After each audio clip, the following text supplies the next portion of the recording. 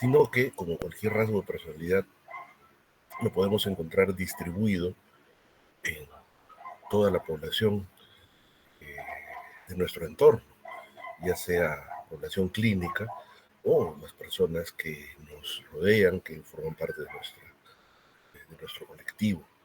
Eh, Entender una perspectiva entonces desprejuiciada, que no se funde únicamente en lo moral, con toda la importancia, desde luego, crucial que tiene la moral y la ética, sino una perspectiva más abarcativa, más comprensiva de lo que puede constituir la personalidad psicopática, los rasgos psicopáticos, ¿no?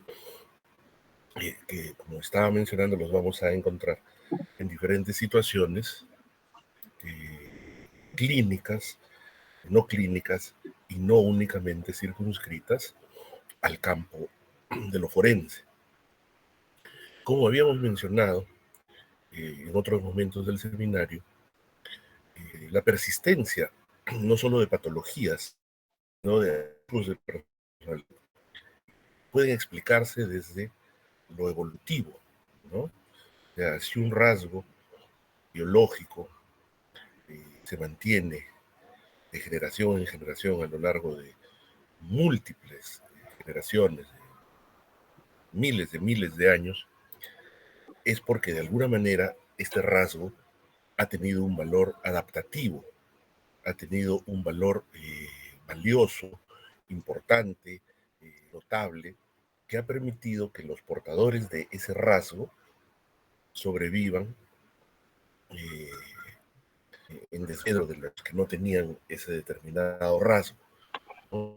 Entonces, el rasgo de personalidad antisocial, como cualquier otro, sin duda, en diferentes momentos de nuestra evolución, ha tenido un valor útil y que ha favorecido la adaptación de estas personas portadoras de los rasgos antisociales para adaptarse a la sobrevivencia, a la lucha por la vida, ¿no?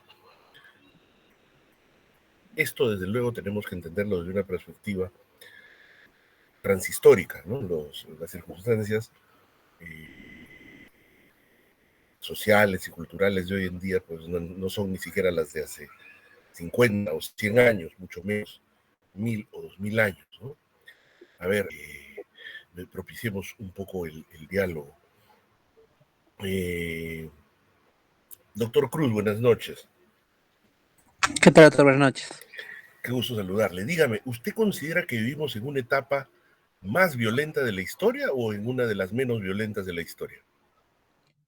Yo considero que estamos en una de las más violentas en realidad. Ya. Eh, eh, ¿Por qué lo dice con tanta seguridad, doctor? Bueno, considerando formas alternativas de violencia, ¿no? En realidad, creo que con la facilidad en que se puede, digamos, difundir algunos mensajes de odio que antes no había, pues era ese tipo de violencia que Ya. la violencia, digamos, típica que pues, se puede presenciar. Ya, muy bien, doctor. A ver, doctor Casma, buenas noches. ¿Qué dice usted? La etapa histórica que vivimos en la actualidad, esta década, lo que va de este milenio, de este siglo, ¿será uno de las etapas más violentas de la historia o comparativamente será de las menos violentas de la historia de la humanidad?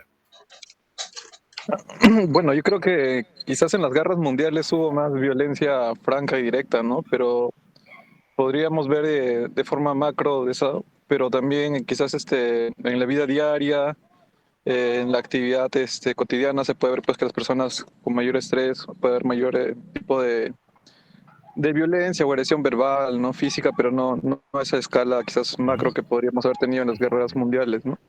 Bueno, las guerras mundiales sin duda han sido un hipo, ¿no? Que si lo vemos y les podemos alcanzar la bibliografía, han sido pues un pico. ¿Qué dice doctor Lazarte? ¿Qué opina usted? ¿Estamos en una época de las más violentas de la historia humana o de las menos violentas? Bueno, según los datos que tenemos, estamos en una de las épocas menos violentas de la historia de la humanidad. Esto es, por ejemplo, Mijail hace un excelente punto en el hecho de que sí, ahora se aprecia, digamos, hay discursos los que uno puede acceder a través de redes sociales, discursos de odio, otro tipo quizás de violencia, pero en cuanto a lo objetivable, la recopilación de la historia de la humanidad, actualmente se podría probar incluso que vivimos en una de las épocas más pacíficas de la historia, ¿no? Ese es el tema de uno de los libros de Steven Pinker, de Better Angels of Our Nature, se llama.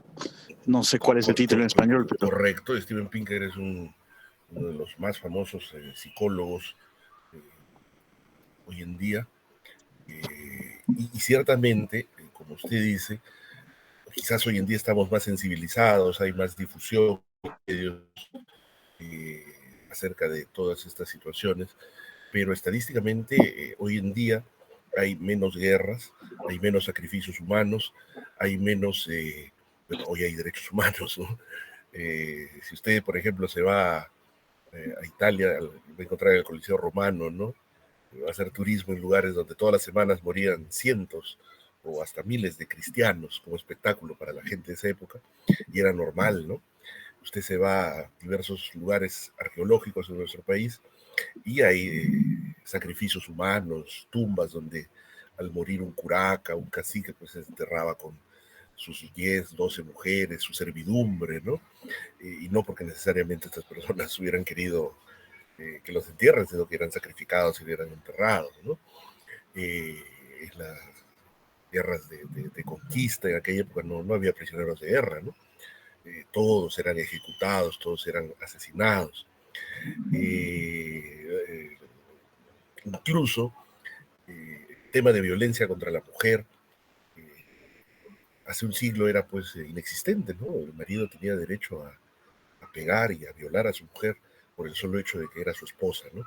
No era un asunto público, era un asunto privado, ¿no? No había comisaría de la mujer, no podía una dama denunciar que su esposo le ha pegado, le ha insultado o la ha violado. Incluso el maltrato infantil, ¿no? ¿Cuándo es que aparece como asunto de interés público el maltrato infantil? Si ustedes recuerdan, es recién en la década de 1960, ¿no? Agredir a un niño con un palo, con un fierro, con un látigo, quemarlo, hace un siglo no era un problema de interés público porque se asumía que también era privado, ¿no? Incluso la consideración de la infancia como una edad diferente también era distinta, ¿no? En la época de Dickens, en la época victoriana, ¿no? Los niños trabajaban como adultos desde los 6, 7 años, ¿no? No había derechos del niño, no había derechos del adolescente, y eran tratados simplemente como adultos. Entonces, si tenemos una panorámica de esta perspectiva general, vivimos hoy una etapa diferente, distinta, no es que ya la paz reine en todos los ámbitos, pero entender cómo lo que en algún momento quizá fue adaptativo, determinados rasgos de personalidad antisocial, hoy pueden resultar protervos, perturbados, malévolos, nos va a permitir ver esto desde una mirada más lúcida, más imparcial, si se quiere, y podremos entender por qué es que hay gentes que son así, ¿no? No es por azar ni por casualidad, sino porque por diversos hechos evolutivos es que los rasgos de personalidad antisocial han sido pervivientes, han sido duraderos a lo largo de la evolución de la especie humana. Muy bien, vayamos sin extendernos demasiado a revisar algunos contenidos sobre el tema. Están viendo la imagen del PowerPoint, ¿verdad? Sí se ve, doctor. Sí, doctor. Excelente, gracias. Me avisan si no se ve o si por ahí se pierde.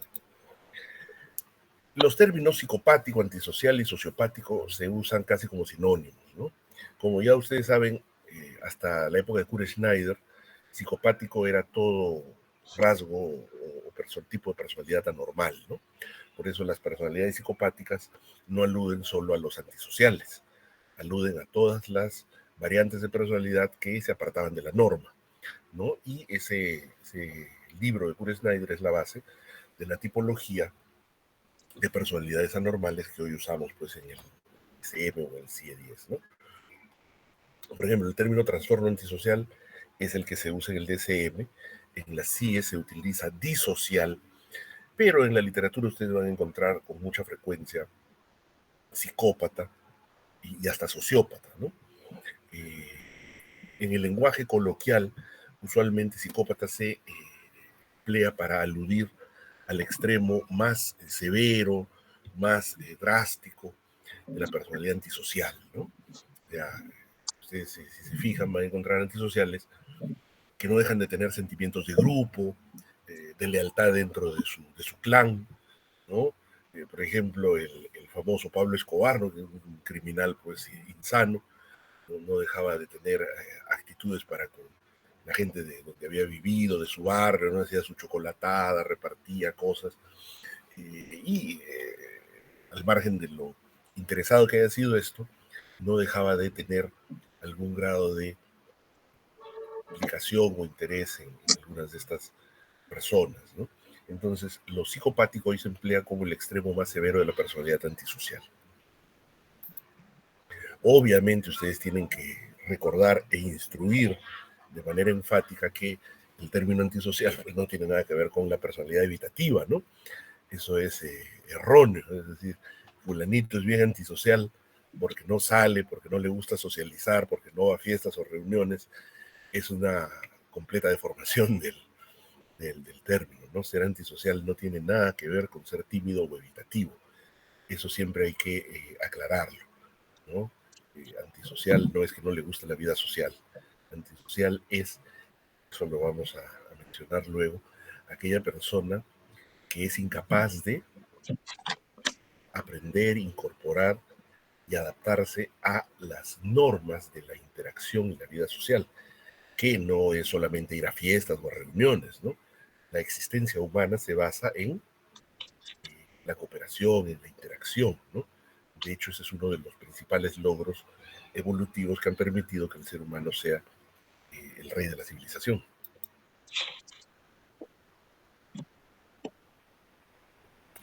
Sí hemos mencionado tanto el término psicopático como sociopático, ¿no? Hemos ilustrado la infografía con una serie de hablillos para tratar de relativizar el término, ¿no?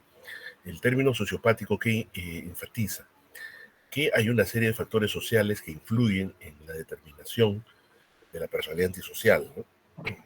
Por ejemplo, abandono, maltrato severo, eh, exposición a violencia en épocas tempranas de la vida, suele influir en que la persona sea también impulsiva, proclive a la violencia, etcétera, ¿no? O sea, sociopático es un término que nos hace y nos debe hacer recordar que hay una serie de factores que van más allá de lo biológico, de lo estrictamente genético, ¿no? Mientras que el término psicopático destaca la influencia congénita, porque sí se ha demostrado que hay bases pues, biológicas, hereditarias, ¿no?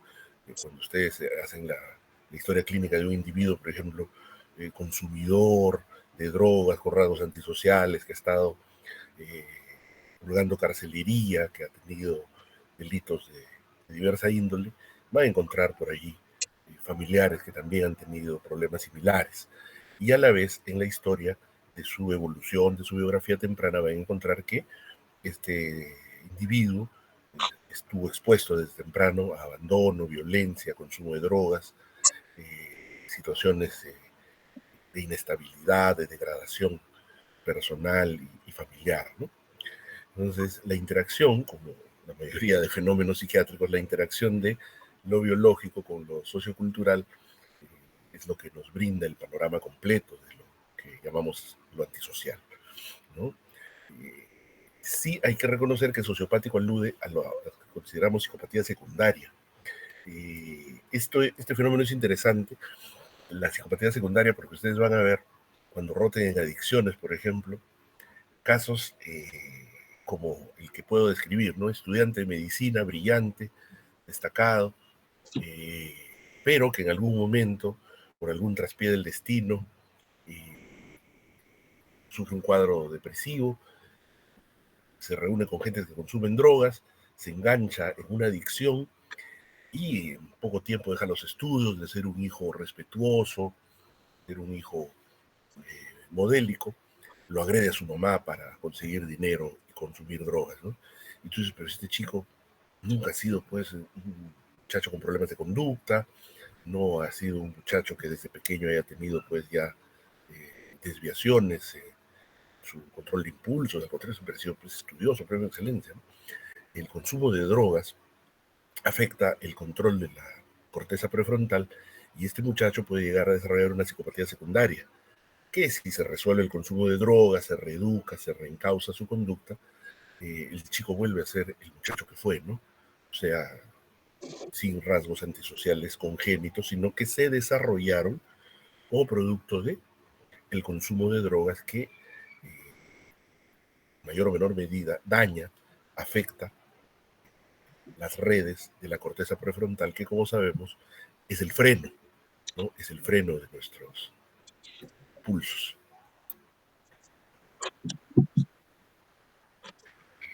Hay una larga historia de valoración y consideración de los rasgos antisociales y psicopáticos, ¿no? Como hemos mencionado, debemos tener una imagen amplia, porque ni todos los criminales son antisociales, aunque la mayoría sí, y obviamente no todos los antisociales son criminales, ¿no? Solo un pequeño grupo de personalidades antisociales entra en conflicto con la ley. Como ustedes saben, hay normas escritas, ¿no? Que están, pues, en el Código Penal, en las normas que toda sociedad edifica, ¿no? Saben, la historia, ha habido el Código de los Persas, el Código Hammurabi, el derecho romano.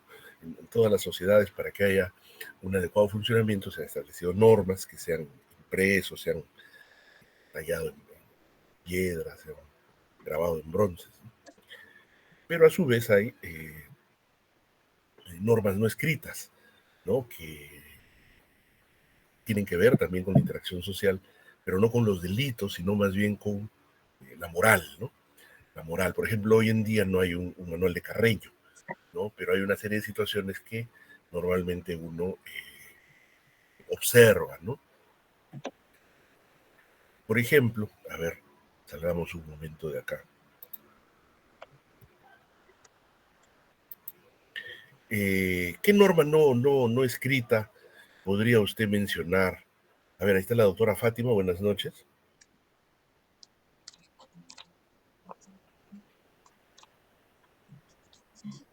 ¿No está? Sí, doctor, buenas noches. Sí, A sí ver, soy. ¿qué norma no escrita puede usted mencionar, aludir? Eh, el respeto. Ya, efectivamente, no hay una obligación, excepto a respetar los símbolos de la patria. Ahí sí, usted no puede patear una bandera porque es un delito, ¿no? El respeto a nuestros mayores, ¿no? Para con nuestros padres, como todo ser humano, han cometido errores, pero normalmente, pues, tú los aprecias, ves por su vejez, ¿no? Claro, uno podría decir, hay una norma religiosa escrita que honrarás a tu padre y a tu madre. A ver, pongamos esta pregunta. ¿Usted podría estar en una relación con el ex de su mejor amiga? No. Como ves, una norma no escrita, pero la mayoría de personas lo pensaría mucho, ¿no? ¿Por qué? Porque normalmente eso es casi un tabú, ¿no? Ese ha sido su ex de mi mejor amiga, ni hablar, ¿no? Bajo ningún punto de vista. ¿Cuánto tiempo después de terminar una relación uno puede estar en otra relación? ¿Un día?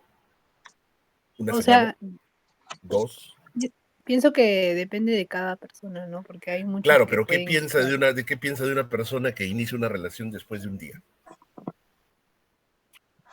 eh, bueno, no juzgo, pero No, todos eh, juzgamos, doctora, por favor, dejémonos de codibundeces.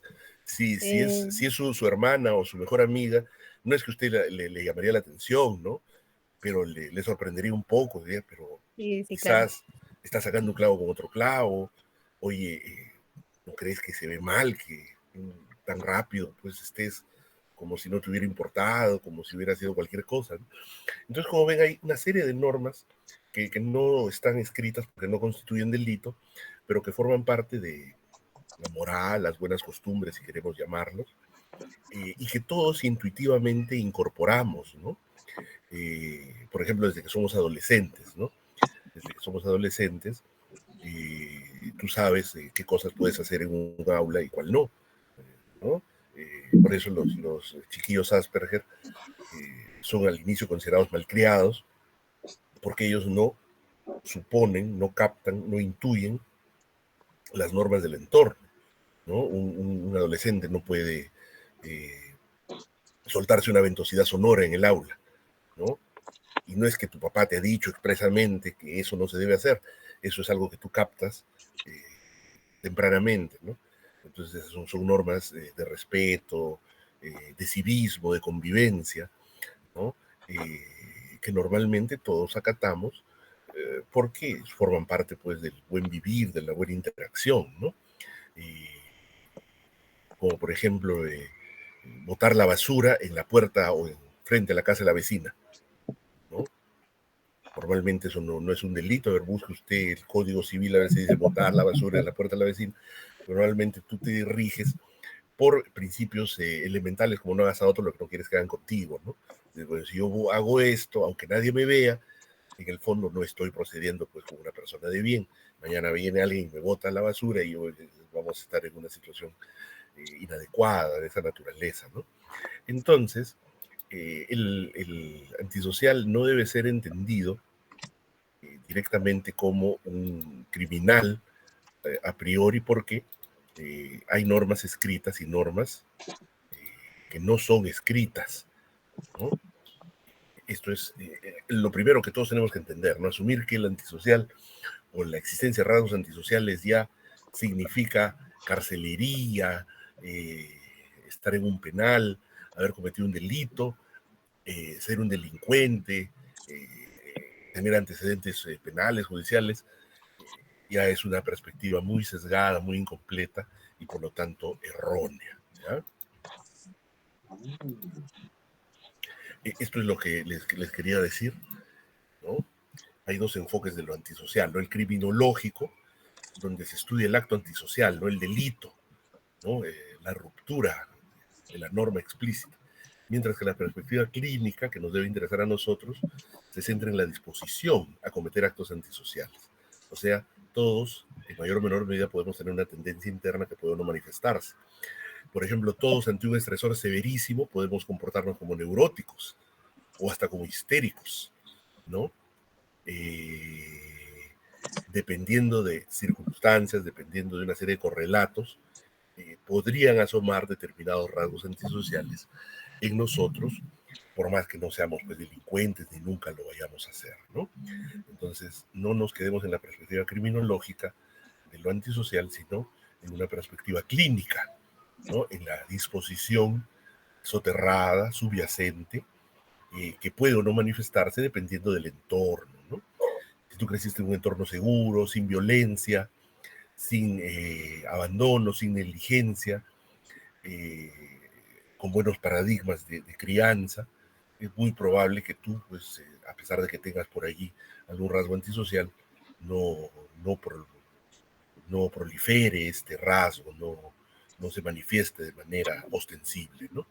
En cambio, si tú lamentablemente tuviste una mala influencia familiar, una serie de vivencias de abandono, de crueldad, de negligencia, de desarraigo, de exposición a este tipo de vivencias, probablemente tus rasgos antisociales van a eclosionar con más facilidad. De hecho, los individuos con rasgos antisociales muchas veces, y esto lo vamos a ver mejor desde la perspectiva evolutiva, son elogiados en nuestra sociedad, ¿no? En nuestro entorno. O sea, que tú seas a veces duro, no seas sentimentalista, no seas sentimentaloide, ¿no? Puedas a veces saltarte ciertas normas para tu beneficio, ¿no? Por ejemplo, un empresario inescrupuloso, ¿no? No paga todos sus impuestos, los elude para crecer más rápido en su negocio, ¿no? Aquí lo vemos pues como un vivo, ¿no? Y ser vivo no lo ves como algo negativo, sino como algo digno de admiración, de alabanza, ¿no? Muy probablemente mucho de esto es lo que estamos viendo en nuestra política, ¿no? O sea, tener presidentes uno tras otro encarcelados y un montón de gente que corrompe, y los presidentes son corrompidos, o sea, todo el mundo ve su beneficio personal, ¿no? ¿Cómo es la mía? ¿No? ¿Cuánto hay? ¿Cómo es? ¿No? ¿Cuál es mi parte? ¿No? Lo que está revelando es que hay una proliferación de rasgos psicopáticos y de tolerancia a la psicopatía, ¿no? Si ustedes revisan los estudios epidemiológicos del instituto, no estaría mal, ustedes van a rotar a investigación, hay áreas de la encuesta donde se describe la tolerancia a la psicopatía, ¿no? Eso está ejemplificado en esa famosa frase que dicen, roba pero hace obra, ¿no? ¿Qué significa? Que no importa que robe, pues, ¿no? Que es normal que robe, ¿no? O lo otro, es el colmo, ¿no? Roba pero lo justo, o sea, sin abusar, sin exagerar, ¿no? Como si hubiera un porcentaje decente, digno, que sí te corresponde robar por el solo hecho de ocupar un cargo público, un cargo de autoridad, ¿no? Entonces, lo psicopático no es pues algo que lo vas a encontrar solo en el penal de Lurigancho.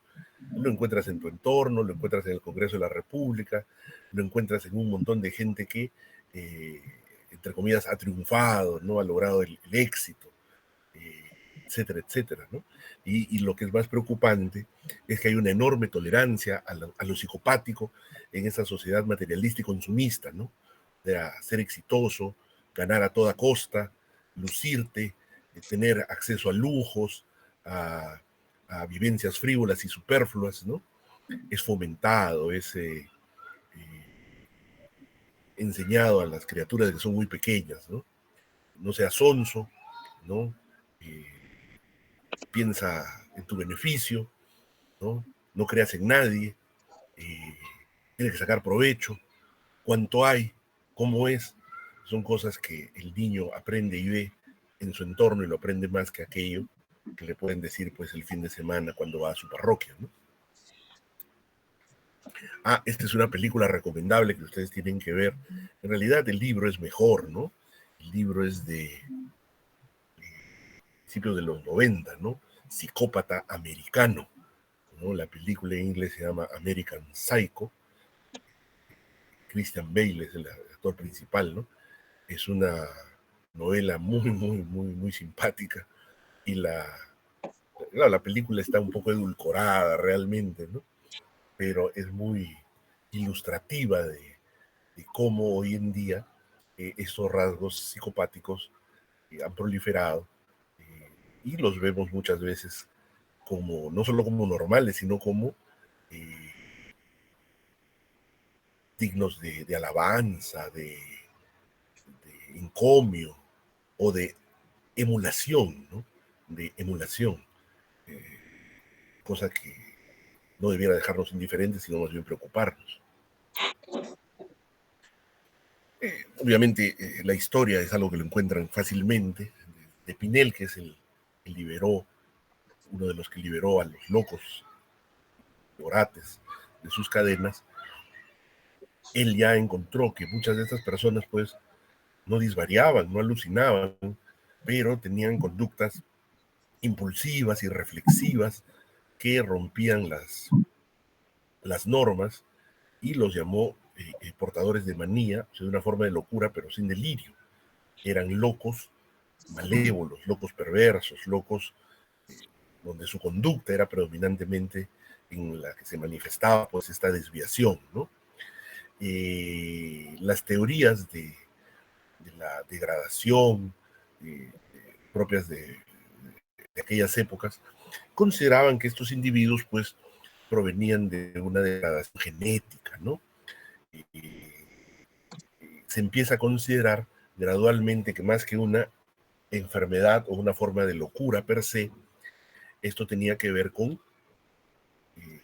una forma de ser del individuo, ¿no? No es que estuviera con una enfermedad que la adquirió en algún momento y que se pudiese curar en otro, sino que su manera de ser era así, desviada, anómala, y le impedía, pues, desenvolverse correctamente en la sociedad, ¿no? Incluso Lombroso era un criminólogo italiano, ¿no? Hablaba de que había rasgos fisionómicos, congénitos, que ya permitían describir y avisorar quién era un delincuente, ¿no? O sea que luego se ha verificado pues que no es así, ¿no? Como pueden ver, describe pues rasgos animalescos y miescos, ¿no? Incluso esto de la surdera, ¿no? Lo cual no deja de ser interesante. ¿Quién de ustedes, colegas, es zurdo? Yair. Que levante la mano. No le vamos a hacer bullying. ¿Quién de ustedes es zurdo? ¿Nadie es zurdo? ¿De verdad nadie de ustedes es zurdo? Sí, La han delatado a la doctora Lucía. ¿La doctora Lucía es zurda? Es ambidiestra. Soy ambidiestra, pero por mayoría de votos zurda. Sí, usted No sabe, hubo consenso. es un hecho que las personas zurdas tienen mayor frecuencia de psicopatología, ¿no? Un 10%. No se sabe con certeza. Una probabilidad a lo largo de la historia ha sido que al zurdo se lo castigaba para que se vuelva diestro, ¿no? Esa es una. Pero aún en los casos en los que no se ha verificado esto, probablemente tenga que ver con que el cableado, ¿no? Para llamarlo de una forma, el cableado neuronal es más complicado, ¿no? Es más complejo. Por eso cuando usted hace un examen físico neurológico, usted siempre tiene que poner si el individuo es diestro, zurdo o ambidextro, ¿no? Entonces, en general se iba a verificar hasta ahora, no es data de hace décadas o más tiempo. Las personas zurdas tienen más psicopatología. Una parte de esto es explicable por lo neurobiológico, o sea, el cableado que se entrecruza de una manera más complicada en el cerebro, y una parte también pues por la costumbre de castigar, forzar al niño pues a que use su mano derecha, ¿no? Entonces esta era una de las características, fíjense, que este criminólogo italiano ponía, ¿no? Una serie de características de hombres rudos, rudimentarios, ¿no? Y como ven en la imagen, pues facies casi simiescas, animalescas, ¿no? En realidad no se ha verificado que esta sea una situación del todo correcta. Ya para fines del siglo XIX, como había mencionado, se empieza a aceptar más unánimemente que no estamos hablando de una enfermedad, sino de una variante de la forma de ser de los individuos, ¿no? En vez de locura moral, se propone que se hable de una inferioridad psicopática, ¿no? Un desarrollo anómalo del carácter. Y el primero que propone personalidad psicopática es Krepelin, ¿no? Personalidades dotadas por influencias hereditarias, dañadas en sus procesos germinativos y otras influencias físicas tempranas en el desarrollo, con déficit de su función afectiva y de su función volitiva, ¿no? O sea, muchas veces carentes de sentimientos nobles, de sentimientos elevados, y con dificultad para el control de sus propios impulsos. Ahí está, este es el texto que todos ustedes ya deben haber encontrado en internet y han revisado la segunda parte donde habla ya de la tipología, ¿no? Entonces, Kurt Snyder, como ya recuerdan, llamaba personalidad psicopática a todas las anormalidades, ¿no? O sea, no solo a la antisocial. A causa de su anormalidad sufren ellas mismas o hacen sufrir a la sociedad, ¿no? Pero muchos de estos individuos pueden funcionar en la vida normal, ¿no? Los antisociales, y tienen éxito en política, en negocios, etcétera, etcétera. Jaspers hizo esta distinción, ¿no? En que ya lo psicopático apunta estrictamente a lo antisocial. El individuo psicopático hace sufrir a los demás a consecuencia de su personalidad, ¿no? Por ejemplo, este individuo que está graficando la personalidad antisocial, ¿no? Usted lo ve displicente, lleno de tatuajes, fumando, pues, probablemente una sustancia psicoactiva, parece que está enrejado, quizás en una celda, ¿no? Entonces el psicopático es el que hace sufrir a los demás, ¿no? Por ejemplo, en adicciones ustedes ven, ¿no? Le pegó a su mamá, le robó dinero, no trabaja, lo tienen que mantener, amenaza, ¿no? Hace sufrir a los demás a consecuencia de su personalidad. Mientras que el neuropático, en primer lugar, sufre él mismo a consecuencia de su personalidad, ¿no? El neuropático, aquí como sinónimo, por ejemplo, del neurótico, ¿no? Es inseguro, dubitativo, dependiente, muy nervioso, muy proclive a los bajones anímicos. El primero que sufre es él. Obviamente las personas de su entorno, que lo quieren, que lo rodean, que están ligados al neuropático, van a sufrir, pero indirectamente, ¿no? Yo sufro porque me da pena que mi hijo sea tan inseguro, yo sufro porque me da pena que mi hermano sea tan nervioso, tan preocupado, tan proclive a deprimirse, ¿no? Es muy frágil, muy vulnerable, ¿no? El primero que sufre es mi pariente. Yo sufro a consecuencia indirecta de su padecimiento.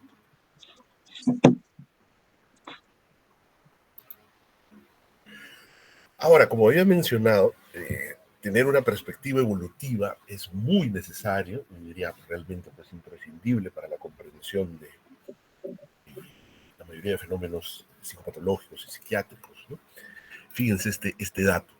De los más de 10 millones de especies animales y 4.000 especies de mamíferos, solo hay 2 especies que forman coaliciones, o sea, forman grupos, forman clanes para invadir otros territorios y ejecutan ataques letales a miembros de su propia especie.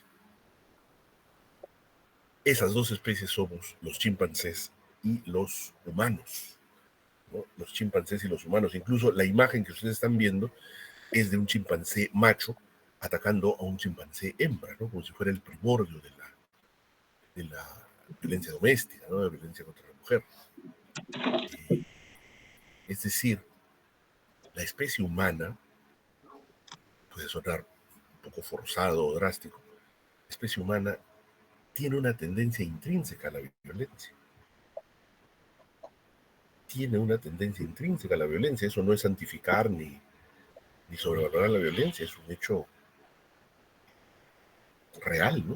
O sea, de todas las especies animales son poquísimas, y una de las 2 especies es la nuestra, ¿no? El Homo sapiens, que tenemos conductas reiteradas, planificadas, de violencia hacia miembros de nuestra propia especie, ¿no? Hacia miembros de nuestra propia especie. Muchos de los fenómenos que tienen que ver con que el ser humano, mira, el ser humano no es el animal más grande, el animal más rápido, ni el animal más venenoso, o más dotado pues de garras enormes, etcétera, ¿no? ¿Qué es lo que ha permitido que el ser humano domine a todos los demás y a la civilización? ¿Qué dice? Ahí está la doctora Lucía, ¿verdad? ¿Qué ha permitido que el ser humano tenga ese rol en la evolución, doctora? El desarrollo del cerebro. Sí, pero ¿en qué ha influido? ¿En la inteligencia y en qué más?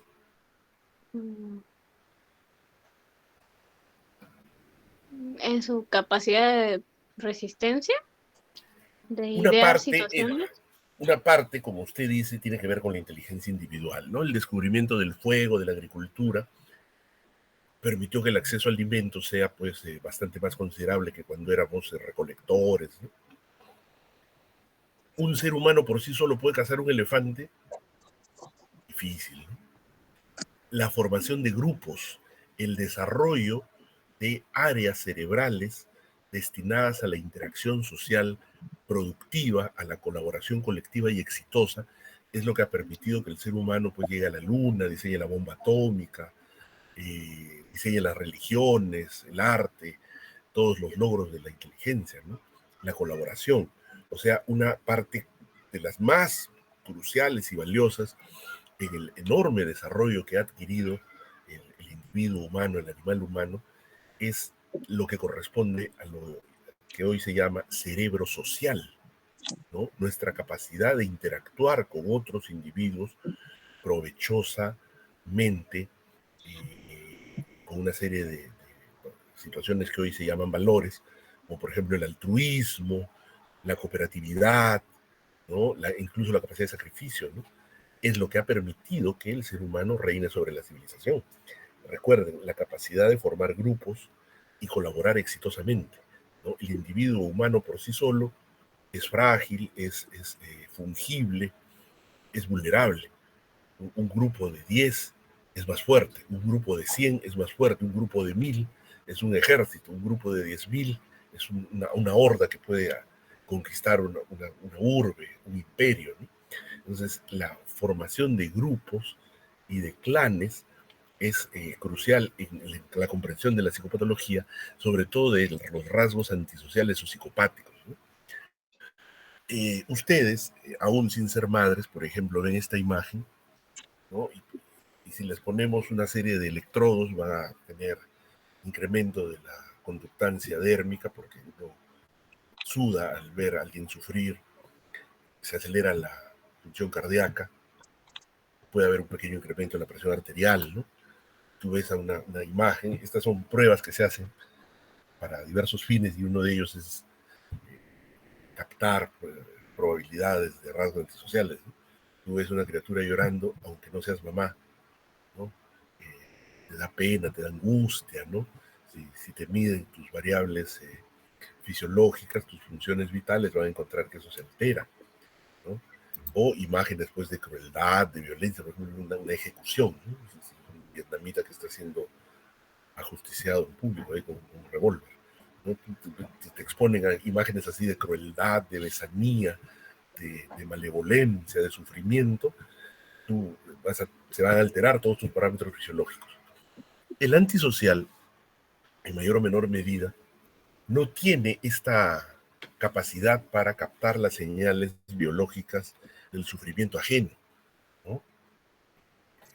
Yo recuerdo cuando era residente en adicciones, entrevisté a un chiquillo bastante joven, ¿no? 15 años, le había violado a su hermana, robaba, era pues un psicópata primario, el chiquillo, desde muy pequeño, era cruel, no tenía amigos, era pues un muchacho desalmado. Y recuerdo que por curiosidad le tomaba el pulso cuando estaba hablando de estas cosas que él había hecho. Y su pulso no oscilaba, estaba pues en 65, ¿no? Era un individuo frío, totalmente frío, ¿no? Esta es una de las, solo por mencionarlo, entre otras bases neurobiológicas, que hacen que el individuo antisocial sea incapaz de captar las señales, por ejemplo, el llanto, ¿no? Cuando tú estás discutiendo, por ejemplo, con tu pareja y ves que se quiebra, ¿no? Normalmente tú te detienes, ¿no? Ya no atacas, ya no hieres, ya no sigues levantando la voz, por ejemplo. ¿Por qué? Porque inmediatamente te conmueves, ¿no? No es que dejes de creer que tienes razón o que tú estás en lo justo, pero viste que se ha quebrado la persona y tú te detienes, estás actuando ante una señal neurobiológica, que es ver que llora, que derrama lágrimas, que se quiebra, ¿no? El individuo antisocial puede ver estas imágenes y sus parámetros no cambian, no es cruel, por ejemplo, hasta el animalito, cuando dos perros pelean, ¿no?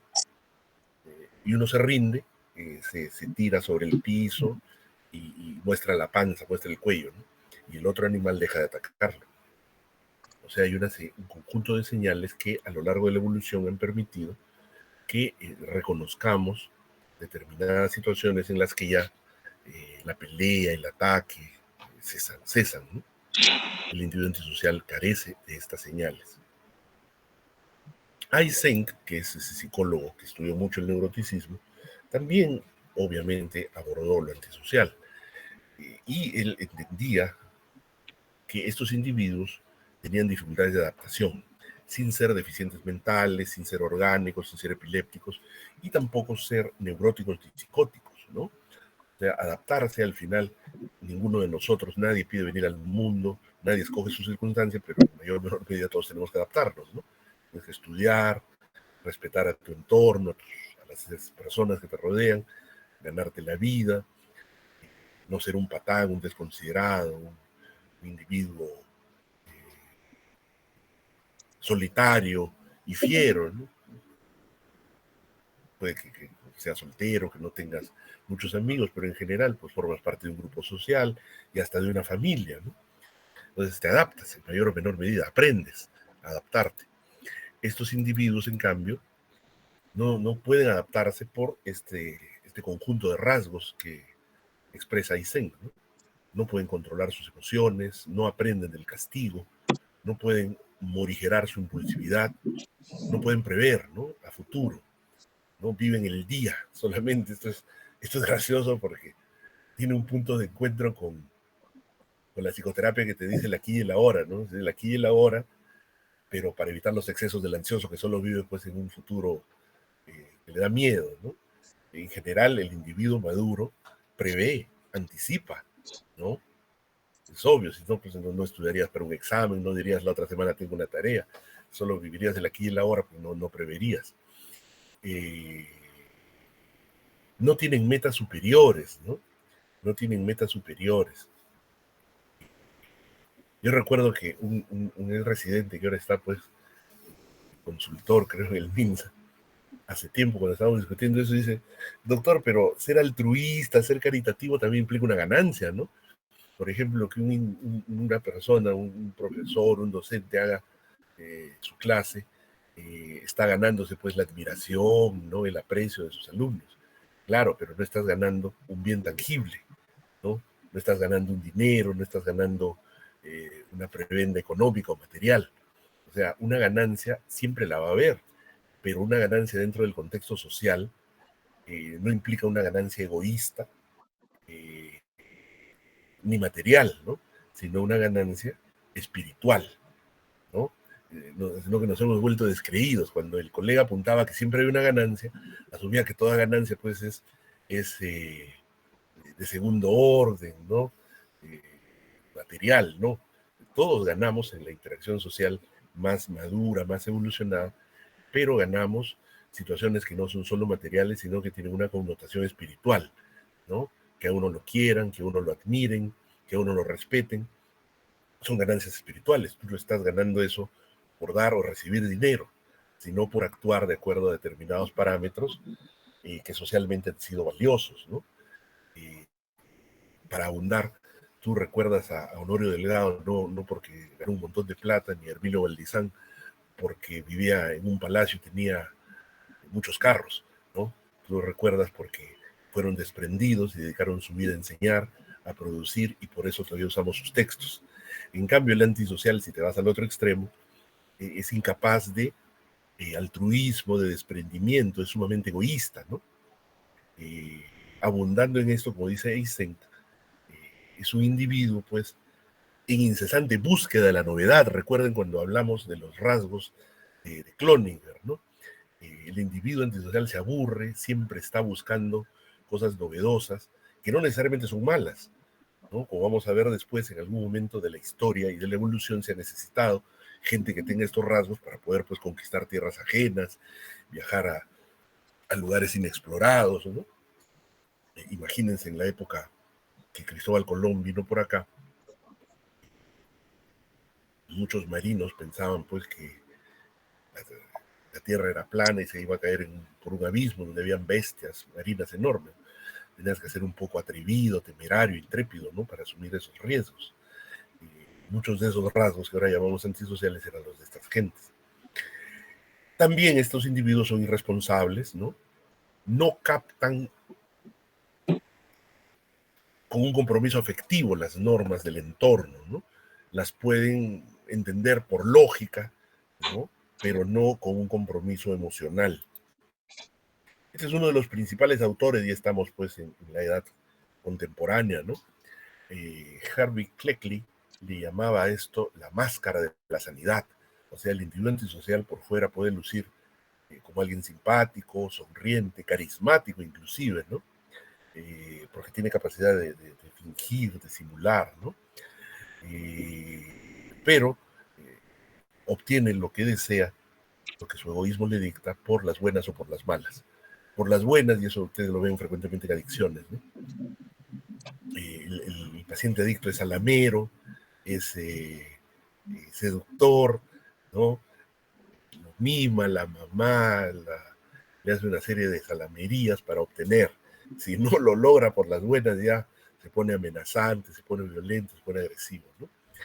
Y puede haber una carencia total o parcial de sentimientos y de culpa. Pueden crear algunos lazos de afecto, muchas veces pues ligados al interés estrictamente con otras personas. Su emocionalidad es superficial. En el trato social pueden ser, como les digo, muy, muy carismáticos, ¿no? Saben cómo obtener sus propósitos usando su encanto superficial. Mucho de lo que nos concita la atención del antisocial es que es temerario, se atreve a hacer cosas que nosotros no. Como hay un libro, no lo he puesto acá, que dice pues que los antisociales son capaces de hacer lo que las personas buenas sueñan que hacen, pero nunca hacen, ¿no? Entonces ese es el encanto superficial que, cuando ustedes recuerdan nuestras promociones de pregrado, siempre había pues algún tiburón, algún individuo osado y que era muy atrayente para las damas sobre todo, ¿no? ¿Por qué? Porque carecía de escrúpulos, era intrépido, arrojado, mientras que los anancásticos, los inseguros, los dubitativos, pues estaban todavía dándole vueltas al asunto, ¿no? Estos individuos, Cleckley decía que tenían un lenguaje hueco, ¿no? Ustedes han escuchado alguna vez cuando detienen a un delincuente y a pesar de que esté el video, que hay testigos, dice, yo no he sido, ¿no? Para él había esto no se ha verificado, ¿no? Había un déficit nativo, incluso en la connotación de su lenguaje, ¿no? Era un lenguaje vacío, porque lo enunciaban, aunque no correspondiese en absoluto, a sabiendas de ello, desde luego, del correlato de la realidad, ¿no? Yo no he sido. ¿No? Me han sembrado cuando le encontraban algo robado, bro, me han sembrado, yo no he sido. En realidad, pues son mentiras sostenidas con mucho desparpajo, ¿no? Así como por eso, ¿por qué le pides metabolitos para drogas a un paciente a pesar de que él reconozca?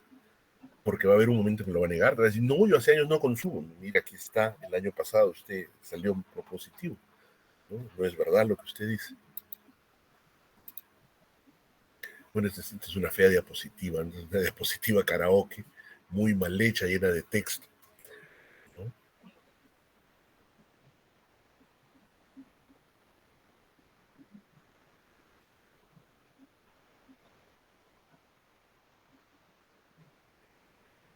Acá estos individuos mienten por dolo, o sea, para ganar algo o para escaparse del castigo, ¿no? A diferencia del mitómano histriónico, que miente solo por el placer de fabular, por el gusto de crear una fantasía, el mitómano antisocial miente por un propósito específico que es, él accede a su conciencia, ¿no? O sea, él sabe lo que está ganando o de qué se está evadiendo, ¿no? Entonces, si hay dos pacientes mentirosos por excelencia, uno es el antisocial, ¿no? Y las otras, como nos decía el doctor Stucky, son las anoréxicas, ¿no? Las anoréxicas también son bien mentirosas, pero el antisocial por excelencia, pues.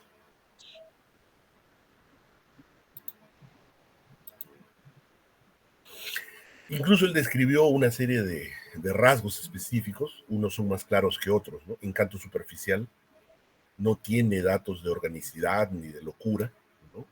Ausencia de nerviosismo y de manifestaciones psiconeuróticas, efectivamente, como les había dicho. Ustedes se acuerdan cuando describimos el eje neurosis, estabilidad emocional, el extremo opuesto a la neurosis es un individuo que nada le estresa, todo le resbala, todo le es indiferente, no tiene sangre en la cara, no experimenta culpa ni vergüenza, ¿no? Por eso cuando preguntaba, ¿a quién le prestarías plata? Le prestas pues al neurótico, porque al menos va a experimentar escrúpulos si no te paga. En cambio el otro pues es un fresco, un cínico, un mentiroso, un sinvergüenza, ¿no? No siente culpa ni vergüenza. Por eso les decía, al individuo le expones esas imágenes de crueldad, de llanto, de padecimiento, su frecuencia cardíaca no se mueve, no cambia. Es informal en el sentido de que no se establece según las normas de la convivencia, ¿no? No respeta ese tipo básico de elementos de la convivencia social. Es mentiroso, no experimenta escrúpulos, remordimientos, los puede fingir, pero en realidad no los tiene. muchas veces es impulsivo, irracional, le cuesta aprender de la experiencia, ¿no? O sea, lo castigan, por eso dicen, es curtido, dice, lo castigo y lo vuelve a hacer, lo castigo, lo vuelve a hacer, y se burla, me dice, no me duele, le dice a la mamá, ¿no? Muchas veces el niño cambia no solo por el dolor físico, sino estrictamente por la vergüenza, por la culpa, ¿no? En cambio, el antisocial se burla, ¿no? Dice, le pego y se ríe, ¿no? Se corre y me dice, no me duele, no me duele, y lo vuelve a hacer, y lo vuelve a hacer. Ese es ya un primordio muchas veces de una conducta antisocial, ¿no? Egocentrismo, el individuo antisocial, pues lo prioritario es su interés individual, más prosaico. En segundo lugar, su interés individual, más prosaico. En tercer lugar, su interés individual, más prosaico, ¿no? O sea, es el egoísmo el que rige su desenvolvimiento y una incapacidad de amar real y ampliamente, ¿no? Amar es tolerar, perdonar, sacrificarte muchas veces. Vas a tener un hijo, tu vida no va a ser igual, pues, ¿no? Tienes que mantenerlo, tienes que tolerar, pues, sus llantos, ¿no? Los que son padres, madres saben, bueno, tu vida se trastoca, tu habitación empieza a oler a pañal, ¿no? Ya no hay fines de semana, no hay vacaciones, pero la alegría de tener a tu criatura, de trascender en el tiempo, es algo que ya implica una emoción trascendente, un sentimiento trascendente. El individuo antisocial, pues, es egoísta, ¿no? No tolera esto. Pobreza, relaciones afectivas, la capacidad de interactuar con los demás es variable, porque en realidad si hay individuos que forman su clan, interactúan dentro de su grupo, el código de la mafia, el código del AMPA, ¿no? Que pese a todo ya implica, aunque los propósitos sean malsanos, ya implica una capacidad de interactuar, ¿no? Muchas veces, sobre todo cuando están bajo efecto de drogas, pueden ser muy violentos, ¿no? Por eso la frase, tiene buen vino o tiene mal vino, ¿no? Lo que sale al final cuando tú consumes sustancias, salvo pues ya que estés psicótico, es lo que tú tienes en el fondo, ¿no? Tienes buen vino o mal vino. Son frecuentes las amenazas de suicidio, pero no consumadas, ¿no? El antisocial muchas veces puede hacer escenas, puede manipular a través de esta forma, ¿no? El antisocial, por excelencia, no es de los que más se suicidan, ¿no? Puede tener muchas amenazas, muchas de los que se llamaban gestos, pero no necesariamente llegar al acto. Su vida íntima, su vida sexual es muy inestable, ¿no? Tienen múltiples parejas, son muy impulsivos, ¿no? Muy impulsivos, múltiples parejas, muchas veces múltiples hijos y no se hacen cargo, pues, de su descendencia, ¿no? No tienen un plan de vida, tienen un plan de vida, no se anticipan, no prevén el futuro. Y es importante que insistimos, no es el doctor Sagasti, es una imagen que alegoriza pues la perspectiva de lo diabólico, ¿no? El antisocial no necesariamente va a ser el delincuente del hombroso, ¿no? Deforme, casi ya con orejas puntiagudas.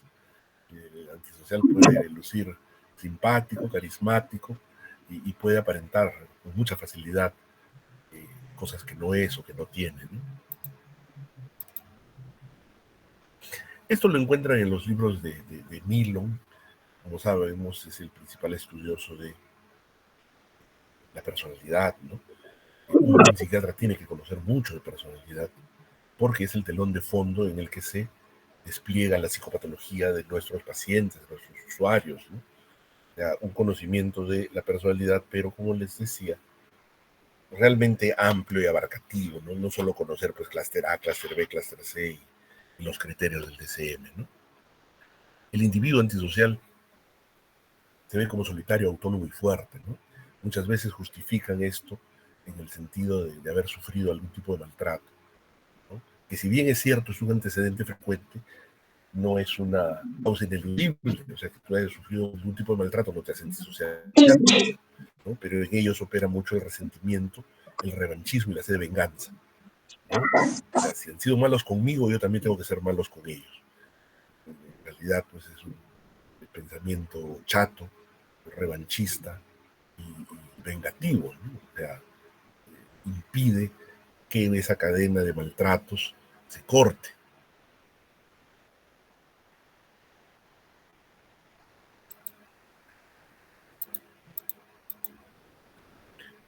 vamos retrocediendo, vamos avanzando. Ahí está, ¿no? El individuo en esta concepción cognitiva conductual asume como idea nuclear que su principal prioridad es el mismo. Fíjense que esto suena, y lo vemos de una manera muy superficial, a vertientes de la psicoterapia de hoy, ¿no? Ustedes saben que la psicoterapia hoy en día pues viene toda de Estados Unidos, que es una sociedad muy individualista, ¿no? Muy, muy individualista. La idea es, no es que yo primero antes que todo, ¿no? Es encontrar un equilibrio en el que yo esté bien, pero sin dañar a otros, sin desmedro de mí mismo, pero sin desmedro de los otros. O sea, un equilibrio. Las sociedades latinas tienen un componente grupal y familiar muy importante. Las sociedades andinas, las sociedades colectivistas más aún, ¿no? Entonces, no entender eso puede implicar tratar de imponer modelos impostados y ideas de aculturación, ¿no? En nuestro entorno, el grupo no se ve como opuesto al individuo, porque al final todo grupo está compuesto por individuos, entonces interactuar satisfactoriamente con los demás no debe ser visto como una situación pues opuesta a ser considerado como uno mismo, ¿no? El individuo antisocial se siente constantemente en desventaja, en necesidad de revancha, ¿no? Y justifica así sus conductas, ¿no? Los demás son débiles, merecen ser dominados. Todos tenemos un afecto dirigido hacia uno mismo, ¿no? Por eso en la entrevista siempre es bueno preguntar cómo te llevas con tu mamá, cómo te llevas con tu papá, y finalmente cómo te llevas contigo mismo, ¿no? Te quieres, te odias, te desprecias, te tienes cólera, no te soportas. ¿Cómo te llevas contigo mismo, no? Porque el afecto del antisocial hacia sí mismo es patológico. Está absolutamente centrado en sí mismo, ¿no? Muchas veces tiene cosas en común con el narcisista, ¿no? Se siente sumamente importante, sumamente superior a los demás, lo que le autoriza le da derecho pues a avasallarlos, a atropellarlos, ¿no? A aprovecharse de ellos. Es envidioso, es resentido, ¿no? Eh, necesita devaluar y explotar a los demás, ¿no? Todo puede ser usado a favor de él, ¿no? Para beneficio de él.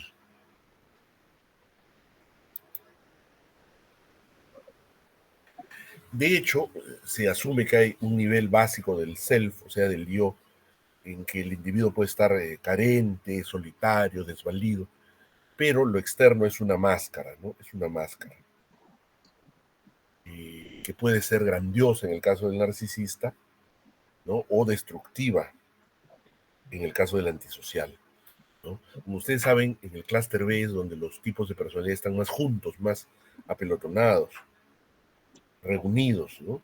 Pero no es raro que muchos antisociales sean narcisistas y muchos narcisistas tengan también sus rasgos antisociales.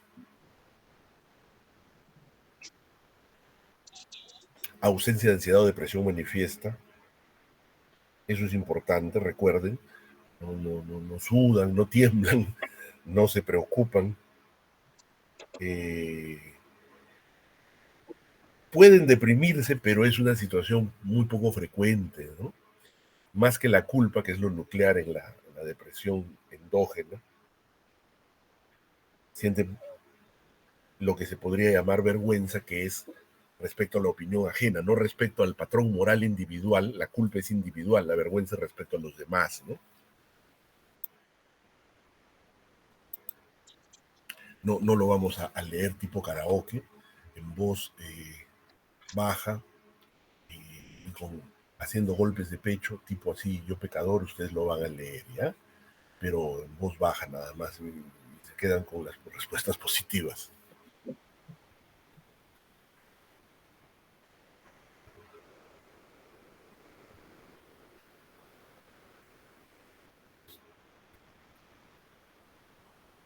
Como ven ahí dice factor 1, o sea, esto es una parte del rasgo antisocial, ¿no? En cuanto al trato interpersonal y afectivo. Egoísmo, crueldad, manipulación.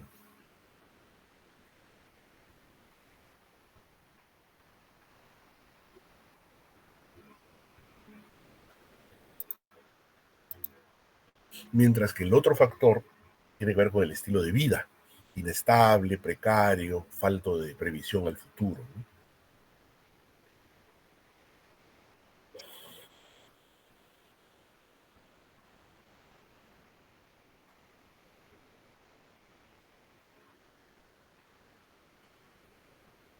O sea, aquí Hale, que fue otro de los estudiosos, este es bastante más reciente, ¿no? De hecho, creo que falleció hace poco Robert Hale, ¿no? Me recuerdan que había una serie que salía en Netflix que se llamaba Grados de Maldad, donde estudiaban grados de severidad de la psicopatía y citaban mucho a este Robert Hale, ¿no? Entonces él divide la psicopatía en dos grandes factores, ¿no?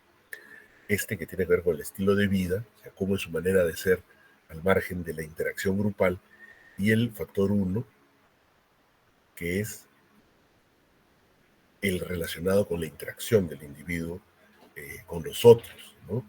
Uno es con los demás es egoísta, es manipulador, es cruel, y el factor dos, que es su estilo de vida per se, es imprevisible, desordenado, informal, tiende a la búsqueda de novedades, es irresponsable, impulsivo, y ha tenido conductas ya tempranas que lindan con lo ilegal. Y un factor que no encaja ni en el 1 ni el 2 es la promiscuidad sexual y las relaciones afectivas profundamente cambiantes, inestables y promiscuas, ¿no? Eso no tiene que ver ni con el 1 ni con el 2. No se agrupa en esos niveles, pero es un rasgo también frecuente del individuo antisocial.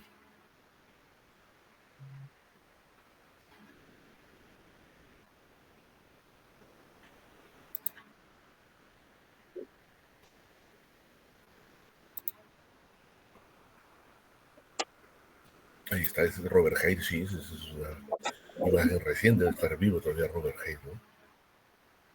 Entonces, lo que dice en resumen este autor, psicólogo forense, es que los psicópatas, lo que priva en ellos es que las cualidades esenciales que permiten exitosamente vivir en sociedad a los humanos están ausentes en ellos, ¿no?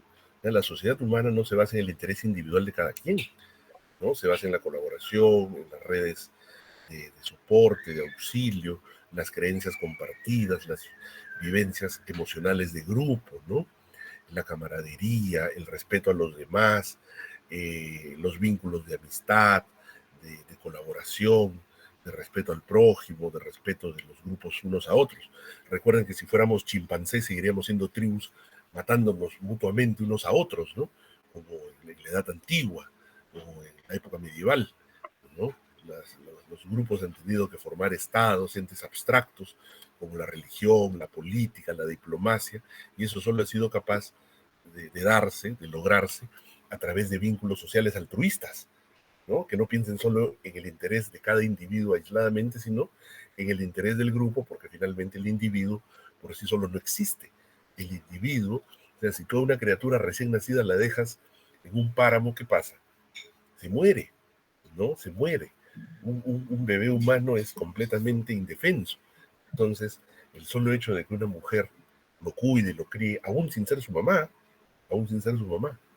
lo proteja, lo rescate, lo adopte, ¿no? Ya es una muestra de tendencias instintivas respecto al grupo, respecto a nuestra descendencia, a nuestra prole, ¿no? Una sociedad con individuos totalmente antisociales no podría sino acabar pues en el apocalipsis, ¿no? Todos matándose unos contra otros.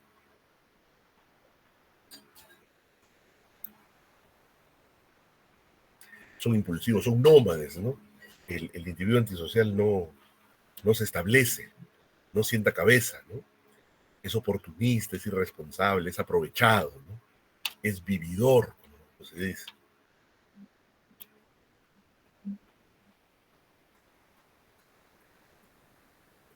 Recuerdo, una vez entrevistábamos al papá de un adolescente que estaba en observación, y este señor había tenido 4 hijos con la mamá pues de la chiquilla, ¿no?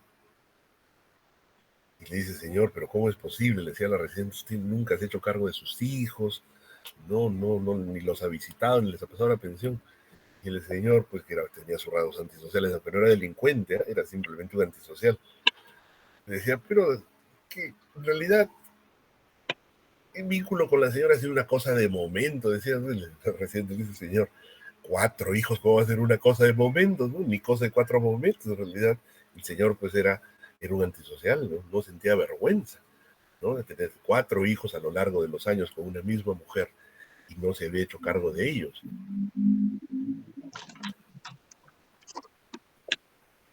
Carecen de empatía real, ¿no? Y la búsqueda de la novedad los lleva a cometer una serie de riesgos, ¿no? Puede haber empresarios depredadores, políticos corruptos, nuestro país está plagado de ellos, ¿no? O profesionales sin ética, que usan su prestigio y su poder para el lucro, para el beneficio personal, etcétera, etcétera, ¿no? Que los hay, todos hemos conocido a lo largo de nuestra formación, gente que lamentablemente tenía conductas indignas de ser violadas, ¿no? Se escapaban del hospital, llevaban los pacientes directamente del hospital a su consultorio particular en horas de trabajo, lucraban a costa del paciente, engañaban al paciente solo con el fin de beneficios crematísticos, económicos, ¿no? O sea, ensuciaban realmente la profesión médica, ¿no? Cosa que es muy penoso, muy lamentable. Si quieres hacer negocio, pues dedícate a los negocios, ¿no? ¿Para qué vas a dedicarte a la medicina? ¿No? Y hay negocios honrados y decentes y hay pues negocios trapaceros, sucios, indignos, ¿no? Son los psicópatas de cuello blanco, ¿no? Que son igualmente egocéntricos, insensibles y manipuladores, pero su medio, su entorno, les ha permitido que no lleguen a ser delincuentes, pues, ¿no? Han desarrollado su inteligencia, el soporte de su familia, han desarrollado habilidades y circunstancias sociales que les permiten construir una fachada de normalidad y conseguir lo que quieren con relativa impunidad. Eso es lo que hablábamos de que la tendencia antisocial existe una distribución normal en todos los individuos, pero el entorno determina en qué forma eclosiona, ¿no? Eclosiona para que acabe siendo un delincuentillo, ¿no?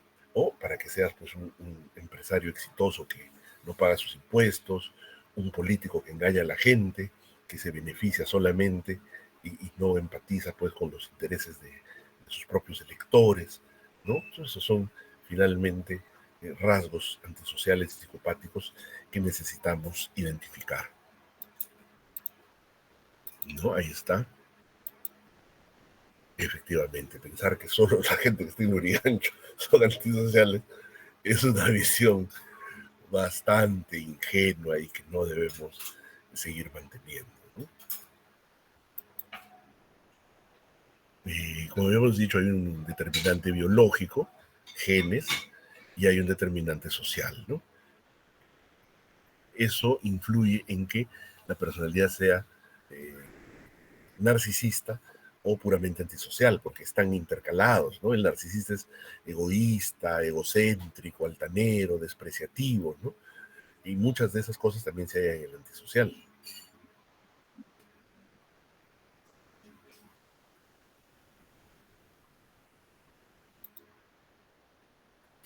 No vamos a detenernos en esto es una descripción de los rasgos. Impetuoso, impulsivo, poco previsor, imprudente, no planifica, no prevé consecuencias.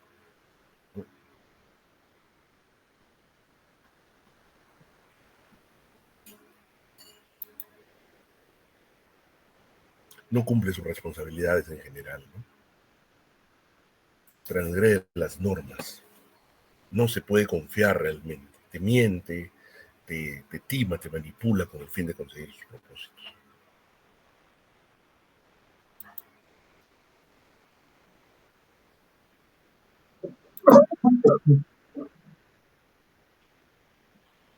Desdeña los ideales tradicionales.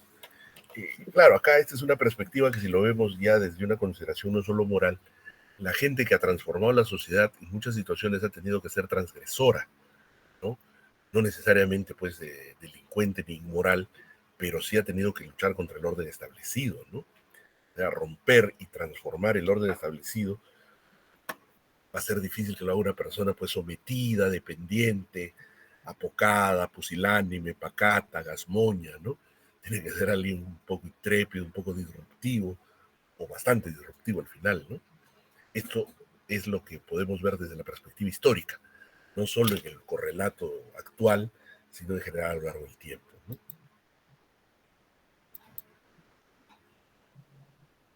Actúa, ¿no? Las tensiones internas, el mecanismo de acting out, como vamos a ver, el mecanismo de defensa, lleva del impulso al acto de inmediato, un cortocircuito, ¿no?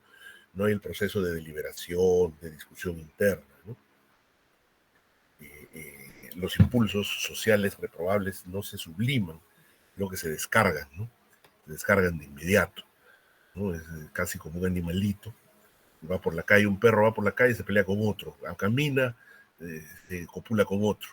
No ha pensado, esto es correcto, qué consecuencia va a traer, lo debo hacer o no. Le dio ganas de pelearse con el otro, se peleó. Le dio ganas de ayudarse con el otro, se lo hizo, ¿no?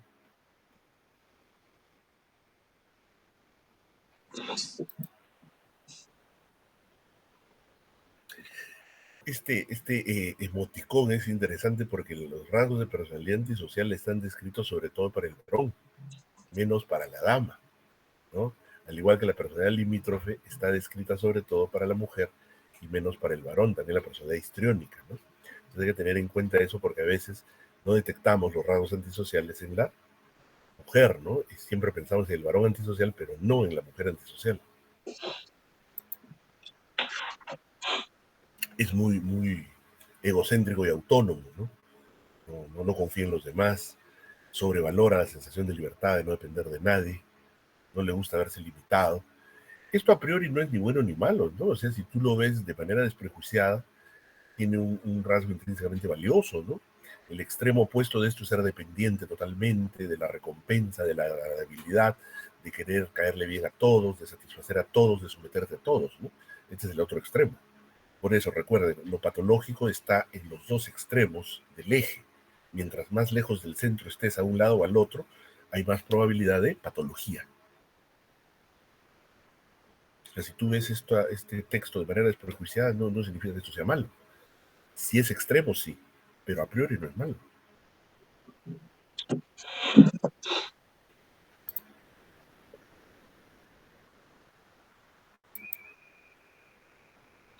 A la representación objetal significa que vea a las personas, ¿no?, de manera degradada, ¿no?, de manera negativa, de manera revanchista, de manera resentida, ¿no?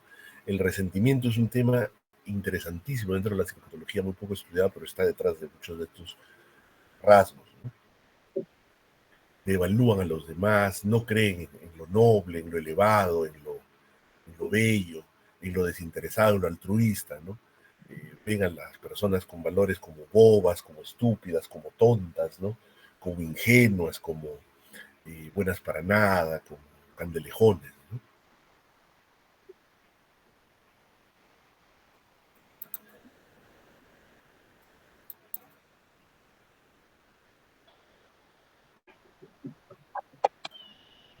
No toleran la demora o la frustración, ¿no? Reaccionan con rapidez, no tienen un freno importante, autónomo, ¿no? Se sueltan directamente, actúan, son muy poco sensibles, ¿no? Pero ya en un grado anormal, ¿no? Sentimientos de caridad, de compasión, ¿no?, de remordimiento, falta de civismo, ¿no?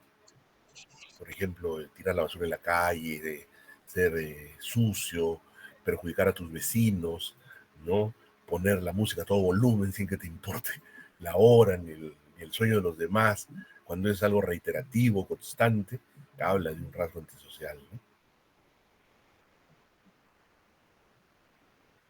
Y esa tolerancia a la psicopatía es preocupante porque al final tiñe nuestra sociedad, ¿no? O sea, los modelos, como había mencionado, ese roba pero hace obra, o roba pero lo justo, son expresiones lamentables de la tolerancia a la psicopatía en nuestra sociedad, ¿no? O sea, cuando tú te metes a la política, muchas veces, ¿no? ¿Cómo juran ahora los congresistas? Y eso es un acto fallido, pues, que expresa clarísimamente lo que Freud decía, ¿no? Un acto fallido revela lo que en el fondo piensas, ¿no? ¿Cómo se vamos saliendo de acá para interactuar con los colegas? ¿Cómo juran ahora los congresistas?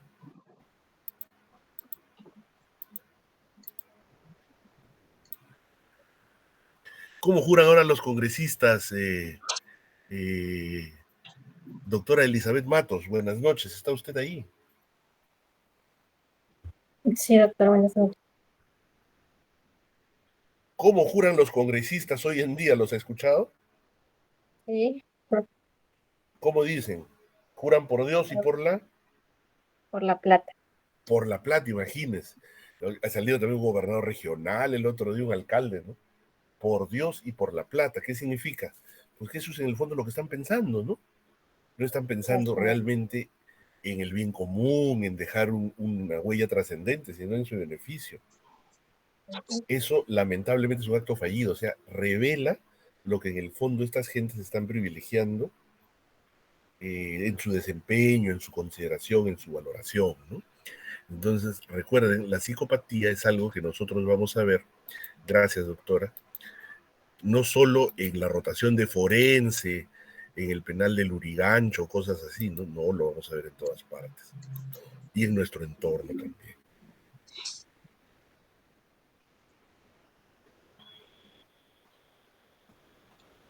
Dura, irritable, agresiva, no se conduele, no tiene una sensibilidad a flor de piel.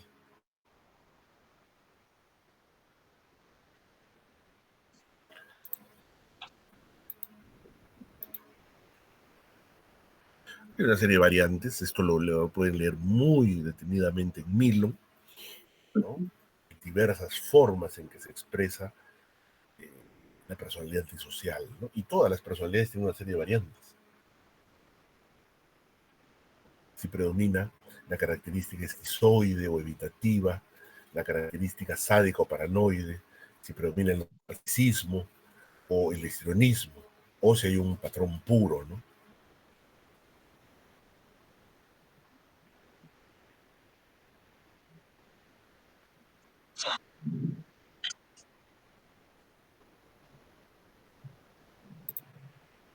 Esta lámina nos permite asomarnos al valor histórico y evolutivo de la personalidad antisocial, ¿no? Warrior versus warrior, ¿qué significa? Guerrero versus preocupado. O sea, los extremos, por ejemplo, de la estabilidad neuroticismo, ¿no? Y que tiene hallazgos biológicos ya muy evidentes en el circuito córtico dorsolateral, prefrontal, estriado y tálamo, ¿no? Es un circuito reverberante desde la corteza hacia estructuras subcorticales, donde la enzima catecol-oxígeno metiltransferasa puede ser más o menos activa, por lo tanto aumenta o disminuye la cantidad de dopamina en esa zona según haya una versión de la enzima que degrada la dopamina más intensa, más activa, más capaz de degradar este neurotransmisor, ¿no? Si usted se fija, en una época en que predominaban las guerras, las conquistas, era muy necesario que haya individuos, líderes, impulsivos, guerreros, atrevidos, intrépidos, ¿no? Porque si no, pues iba a ser imposible que el grupo, el clan, la cofradía, el cacicazgo logre su propósito, ¿no? Tenías que ir, ser impulsivo, ser rudo, ser violento, ¿no? Yendo a terrenos más elementales, por ejemplo, ¿no?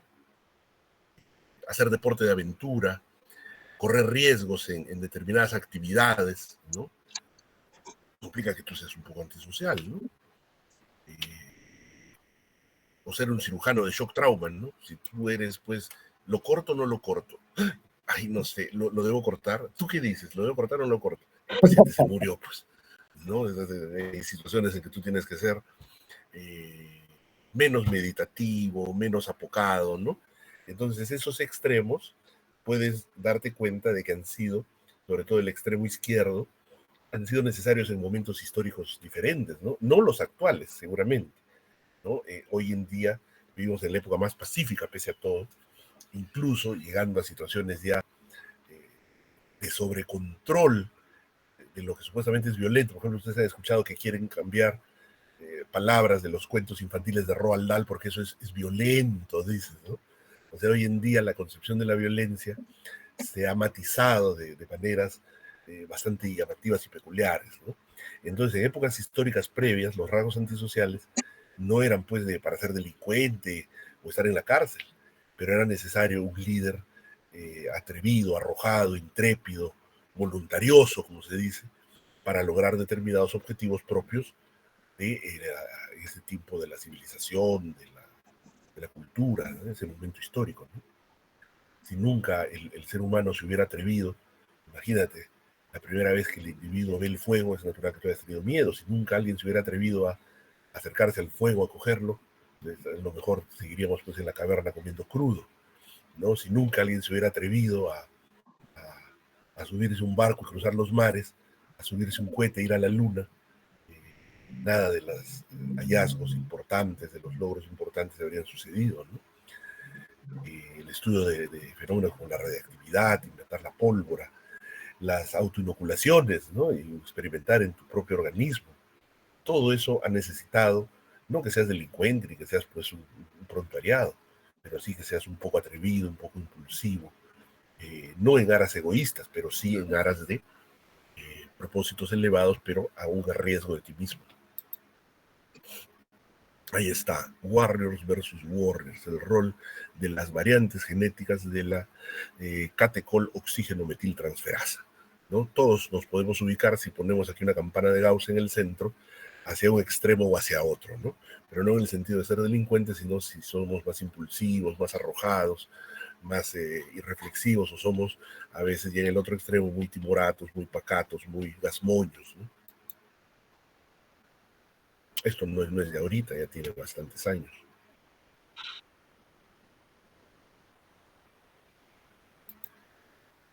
Ahí está, ¿no? Y dentro de lo mismo antisocial, como habíamos dicho, el extremo de la sociopatía de lo antisocial, es la psicopatía, ¿no? Y tenemos que tener en cuenta que hay un ámbito delincuencial y otro no. La perspectiva clínica no es la criminológica, no estamos estudiando el acto delincuencial, sino la proclividad, la predisposición que todos podemos tener dependiendo de las circunstancias tempranas y actuales para que eclosione este rasgo.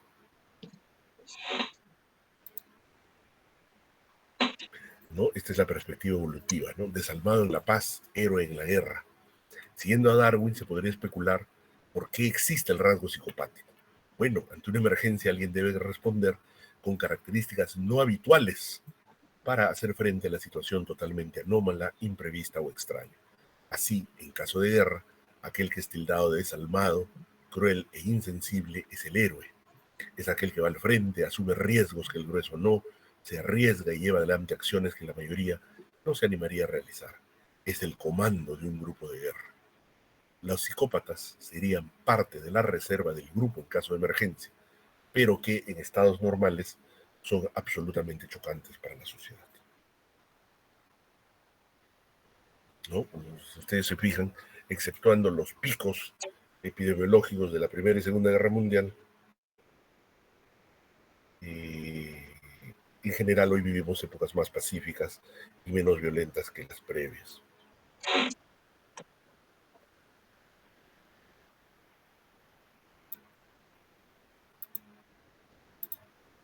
Finalmente, entonces recuerden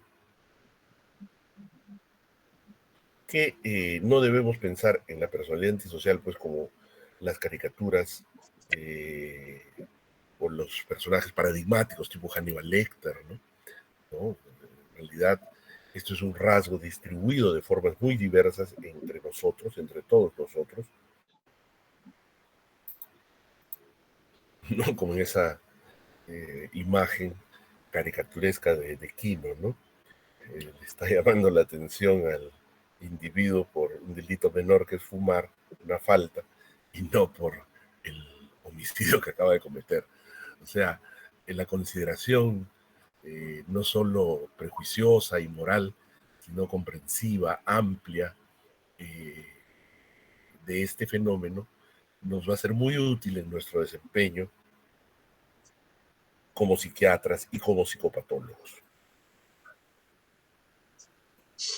Estos eran los conceptos que quería compartir con ustedes, mis estimados colegas.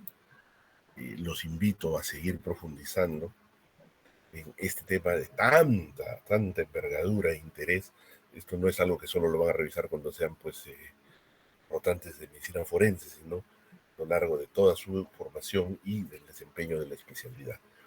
¿Hay alguna pregunta o comentario de parte de ustedes?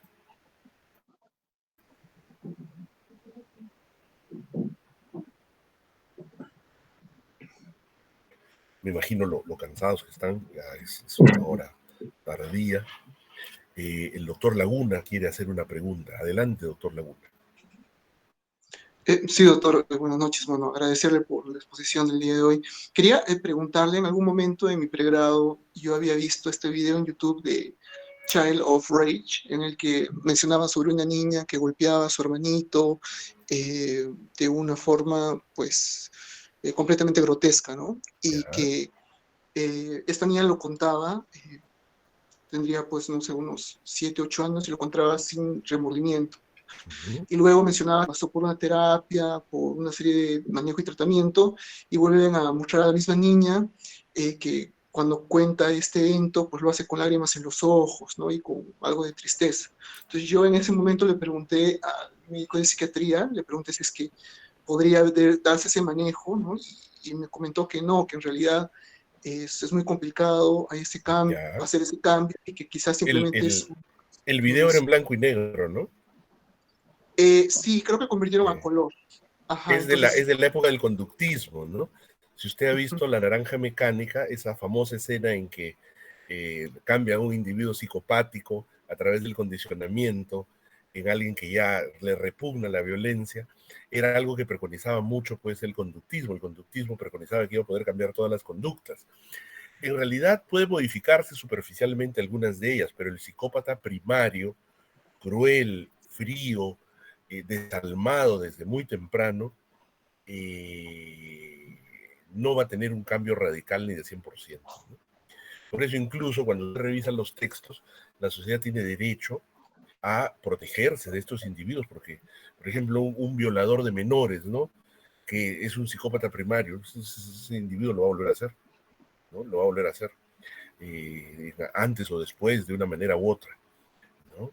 Entonces, esto era algo que se preconizó en la época del conductismo, el modificar pues radicalmente las conductas a través de condicionamientos, pero en realidad el conductismo clásico, ¿no? Por ejemplo, decía, el individuo consumidor de drogas, le muestras la droga y le aplicas un estímulo eléctrico o le aplicas una sustancia para que tenga náuseas y vomite. Teóricamente eso cambiaba la conducta, pero eso desaparecía fácilmente, ese condicionamiento, ¿no? No duraba. Podía presentarse, como el video que usted menciona, una aparente situación de cambio, pero no era pues duradero. Tiene que estar aplicándole pues, shocks eléctricos a la persona todos los días, todas las semanas de su vida, ¿no? Entonces la psicopatía primaria, o sea, la más grave, la más ruda, la más temprana, difícilmente cambia. ¿Cuándo se va modificando las personalidades severamente anormales? A partir de los 40, ¿no? Por ejemplo, ustedes no ven señoras de 60 años que tienen cortadas sus muñecas, a pesar de que sigan teniendo rasgos limítrofes, ¿no? No desaparecen, pero sus conductas externalizantes, o sea, visibles, apreciables, sí se van morigerando un poquito, ¿no? Por eso, como decíamos en broma, el antisocial que te cogotea a los 20 años, a los 50 ya no te cogotea, a esa edad ya es jefe de banda, ¿no? Ya planifica, dirige. La personalidad antisocial primaria, fuertemente psicopática, no se modifica pues con el aprendizaje, pues soy capaz del aprendizaje. Si hay un condicionamiento, lamentablemente no es duradero, es superficial y es breve, ¿no? Incluso si alguno de ustedes hace terapia cognitivo-conductual, va a revisar esto y va a ver que el conductismo básico, o sea, la terapia conductual de condicionamiento clásico, ¿no? El condicionamiento de un estímulo con el otro es muy limitada, ¿no?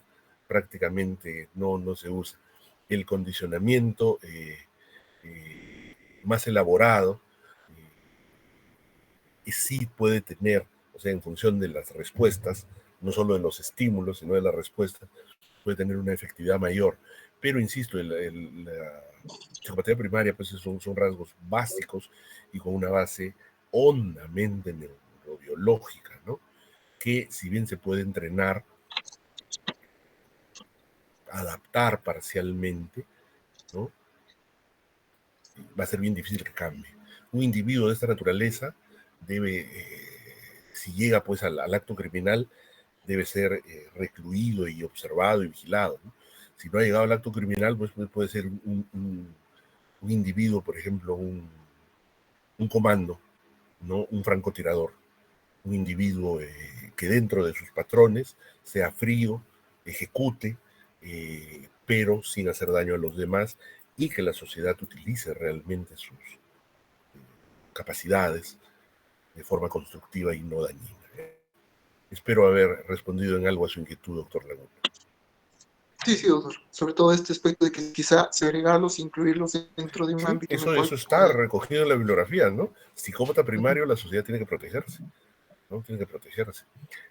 Por ejemplo, esta teoría y propuesta de inyección de medicamentos bloqueadores de las hormonas sexuales para estos individuos pues, que tienen conductas pedofílicas y violentas contra criaturas, ¿no?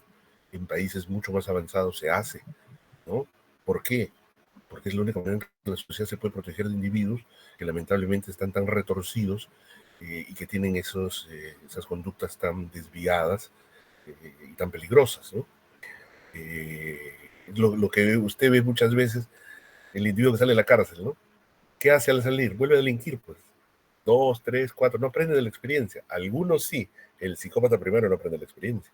Está dirigiendo desde la cárcel, está dirigiendo a su clan, a su cofradía de delincuentes, ¿no?